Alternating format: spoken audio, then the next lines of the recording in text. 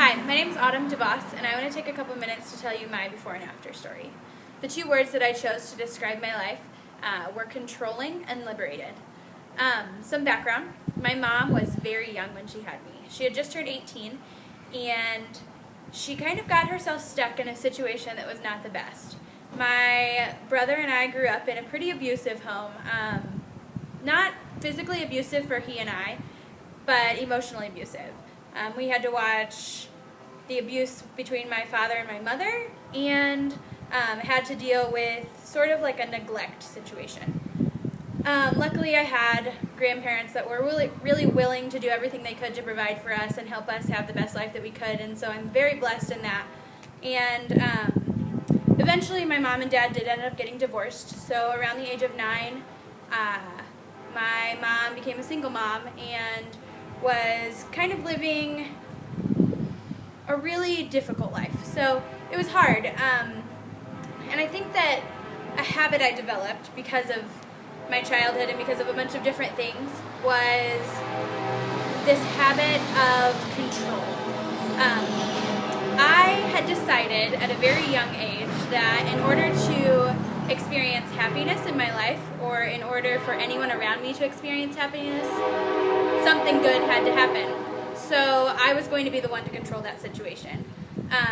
For me, this meant going to a Christian school, going to church every week, being a perfect person, getting perfect grades, having the right kind of friends, all of the things that a person would do if they were trying to control how other people felt about them, how the world saw them, and even trying to control my own happiness. That worked pretty well for me, I thought. I didn't do anything bad, I didn't drink, I didn't party, and I was going to be a lawyer. So I had this beautiful plan of controlling my future. And everyone had told me since I was little that I was going to be a lawyer, so I was like, okay, let's do this. And I achieved that. I went to college to be a lawyer. I got there, though, and I realized that I hated politics. I was a political science major, and that was miserable for me because I just had no interest in the subject at all. So because I knew who God was, and because I thought that I was living a Christian life, I decided that maybe I should really check in with God and see what He wanted for my life instead of what I wanted for my life. And that was a huge step. Giving up control meant sacrificing this hold on a future that I had designed for myself and a future that I thought would make everyone around me happy and even eventually make me happy. So that was really hard. But my sophomore year of college, I transferred from Loyola University back to my community college, and then decided to go to Illinois State for education. This was huge. When I got to ISU, I met people who were living a life for Jesus that was different than what I was living. I would have said that I loved Jesus. I knew that He died for me, and I knew that He was a good person and that I was supposed to try to be like Him, but I didn't know what it meant to allow Him to be the one that guides my life. So I met some people, realized that I hadn't really been living for Jesus the way that I thought I was, and that was a feeling, my second word is liberated.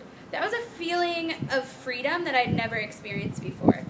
And it just changed everything. So not only now am I not going to become a lawyer, but I'm going to do what the Lord wants for me. And this whole mindset was something that was very difficult for me to grasp and very hard for me to catch on to. So it's still hard. I still fight not to control my life. I still fight with my desire to have my plan and my desire not to trust the Lord's plan. But He's freed me from the need to impress other people, the need to make other people happy with what I do. And He's freed me from this belief that I can do something to make God love me more. And I think that was something that was really hard.